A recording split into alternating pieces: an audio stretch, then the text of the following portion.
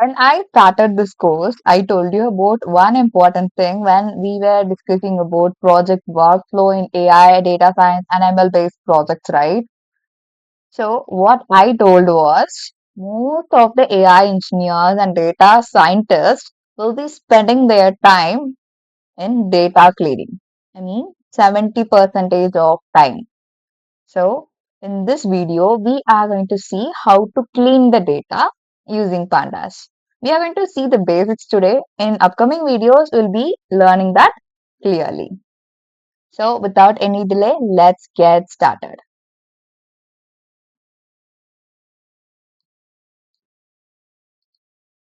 For that, what I'm doing here is I'm using two different data sets. The first data set I'm using is wine quality CSV file. The other data set I'm going to use is Titanic CSV file. Before getting into that data sets part, let me give a short overview on what are all the steps we'll be doing when it comes to real project workflow. The first step is understanding the problem definition. As similar to how we need to clearly understand mathematics problem before solving that problem. You need to understand that question clearly.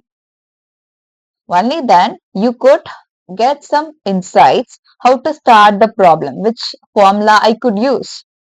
So for this kind of problems in AI and data science, what you have to do is you have to do a domain based research.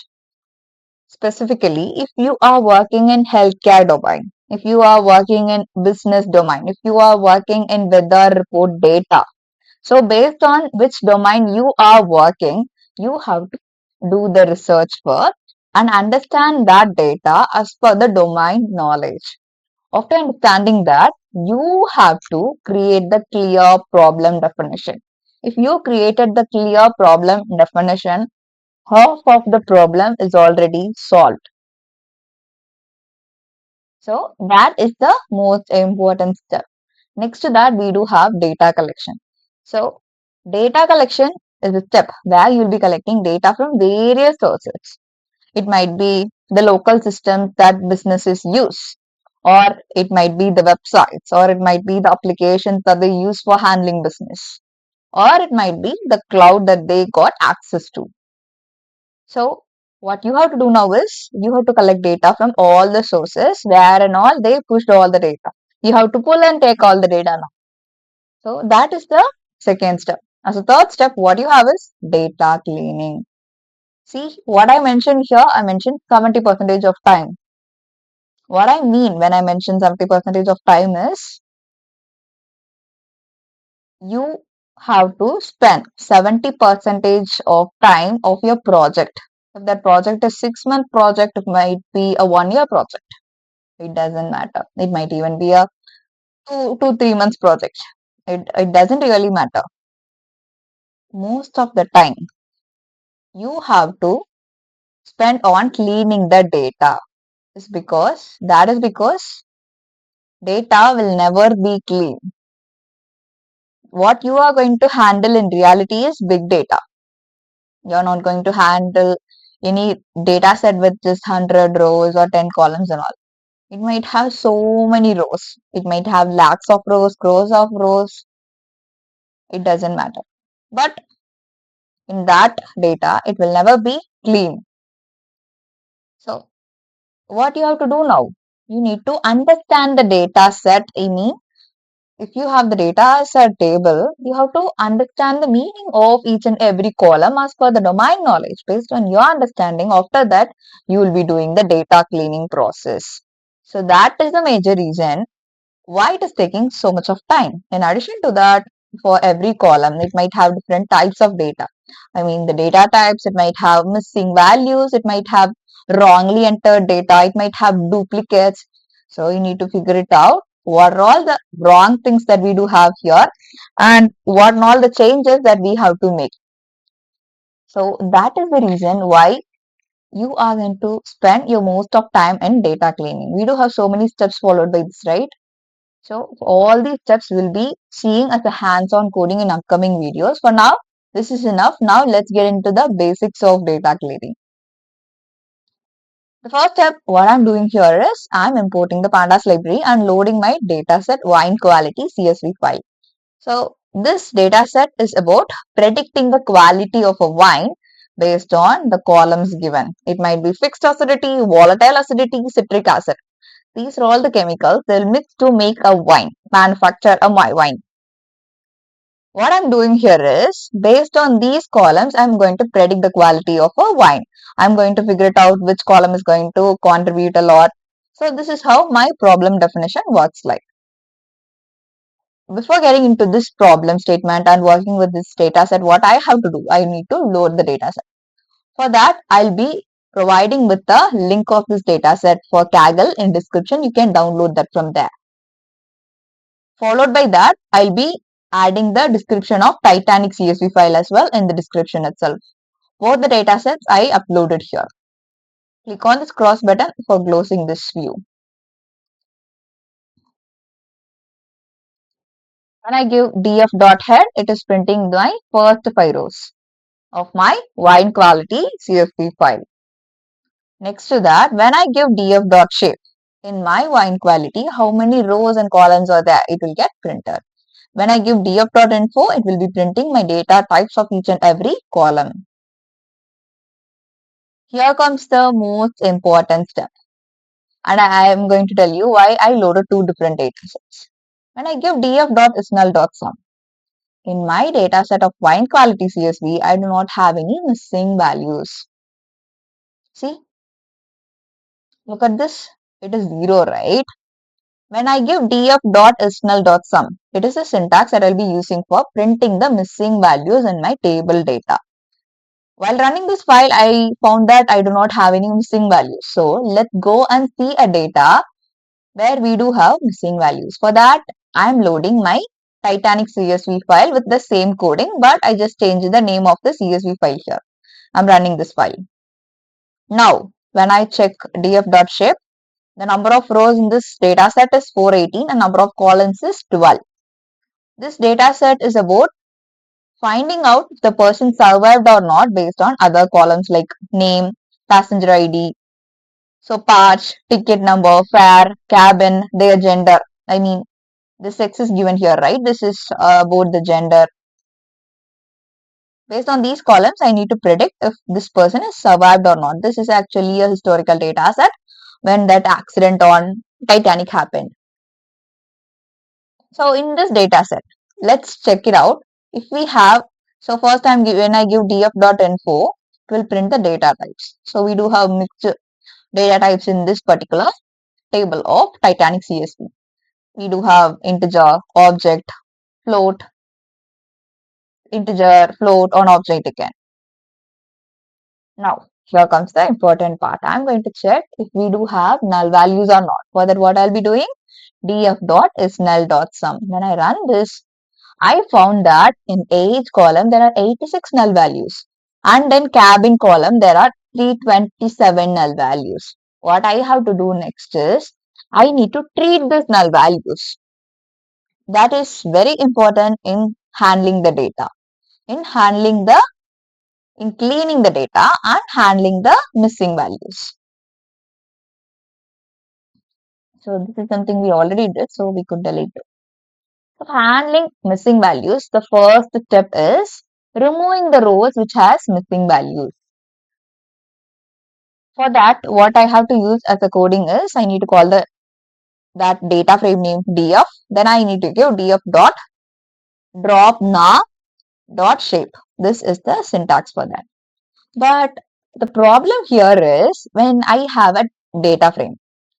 See, here I have 418 rows in my Titanic CSV file. Now come to the missing values part. In age, I have 86 missing values. And in cabin, I have 327 missing values. I mean, 75% of my data set in cabin is already a missing value. And in age too, I do have 86 missing values. For cabin, we do have 327 missing values. So that particular column could be removed. That makes sense. But in age, we do have 86 missing values, right? If I remove all the rows, or if I remove the column itself, the data will get reduced. I already have just 418 rows. If I remove 25% of data set, what will happen is my accuracy of machine learning model in predicting will get reduced. So for that, this is not highly advisable when your data size is not as big. If it has 1 lakh rows and I just have missing values for 100 or 1000 rows, missing the rows with null values doesn't matter. But in my data set, 25% of data set has null values. So removing that could definitely affect the accuracy of my machine learning model. So removing that is not highly advisable. Now what I have to do is I have to fill the missing values, in particularly in age column. I am trying to replace the column with null values with the value called mean. We know what is mean, right? It is the average value of a particular numerical column. So for that, what we have is syntax is inside a variable df dot fillna of df dot mean. So this is the actual syntax. I'm calling the data frame inside which I'm giving dot fillna function. Fillna function is used for filling a particular value with another value. Here I am filling the null value. So see, on the next line of coding, I am finding the null values, right? When I give df dot mean of numerical only is equal to true, what will happen here? The null values will get replaced by this particular mean values. Why I am giving numeric only is equal to true? It's because it should find the mean value only when this particular column has numbers. If it found any objects or strings inside this particular column, it should not show me an error. Instead, it should consider only the numerical values, and for those numerical values, find the mean. And if it has null values in that particular column, replace that null values with this mean value. That is what I'm saying. Now see, in cabin we do have the same because this column could be removed. But for age, now we do not have null values. What happened here is when my pandas function see a null value, it will replace that with mean when I use this fillna function. And I mentioned replace that with mean. Now, I am checking in my Titanic CSV file if I have duplicates or not. For that, what I have to do is I need to give df.duplicated.sum. It will give me all the number of null values. It gives 0. What it means? It says that I do not have any null values. Now I am trying to remove the duplicates. So for that, I am giving inside a variable name df no duplicates, df dot drop duplicates. So if my pandas see any duplicates means one exact row is repeated once again. So it found that there are no duplicates. So after finding that, print the shape. So if you found duplicates, drop it. After dropping it, print by number of rows and columns. That is why I am giving df no duplicates dot shape. Df number, that is what I am giving as no. So I got 4, 18 and 12. What is the actual number of rows we do have? We have 418 rows and 12 columns. After finding if null duplicates are there and dropping it, what we have again 418, 12. It says I do not have any duplicates. Now let's see how to rename a column value. So for renaming, I'm creating another variable name df rename. Inside that, I'm giving a function df dot rename. Again, I'm calling the columns, all the column names using columns of columns. Inside which I'm creating a dictionary. For that dictionary, I'm storing the already existing column names as keys and new column names as values. When I do this, this fixed acidity will get replaced with fixed underscore acidity. Volatile acidity will replaced with underscore acidity. Volatile underscore acidity.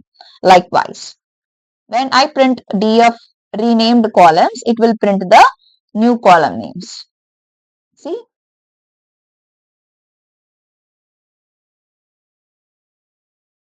So for this, what we are doing here is we are considering the wine quality CSV file. So for considering that, my pandas need to consider that. So I need to run this file again. Here it considered the Titanic PSV file. So when we run this again, see, fixed acidity got replaced with fixed underscore acidity likewise. And to confirm if my renamed this particular data frame is replaced with a new column names, I need to call the data frame again by calling this variable name df renamed, because inside that variable only I have selected and replaced that particular column names, fixed acidity with fixed underscore acidity, volatile acidity with volatile underscore acidity like this. So see the output now. So this is how I did it. And finally, I am giving df renamed.info to check all the data types. So see here, we have output, every output as float, and finally for quality alone, we do have integer. So in these column names, what I could do is, if I want to change the data type, I could change it if required. Look at these columns. In these columns, particularly for free sulfur dioxide and total sulfur dioxide, after this decimal, after this dot, what we have is 0, which is completely meaningless. I can remove that. How to do that? It is simple. If you want to convert a float into integer, it is easy. For that, what you have to do is this syntax, add type of integer is going to be used. So for that, first step, what I have to do is df renamed of, meaning I am taking this particular data frame, inside which I renamed and stored these particular column names.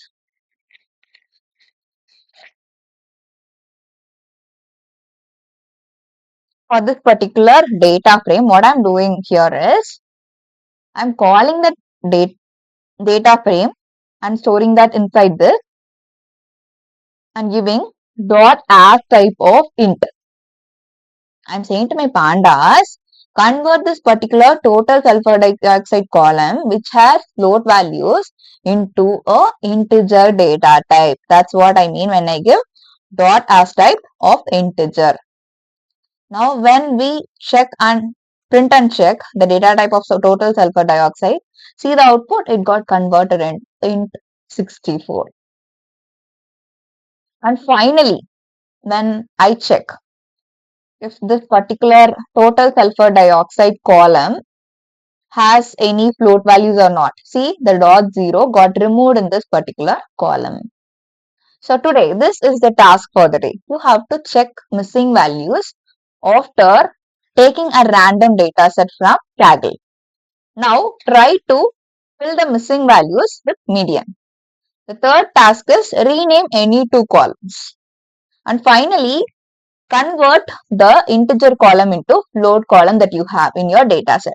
So that is the task for the day. If you need, you can take screenshot of this. So that's all for today. If you have any doubts, without any hesitation, drop them in comments. Bye for now. We'll meet you in next video.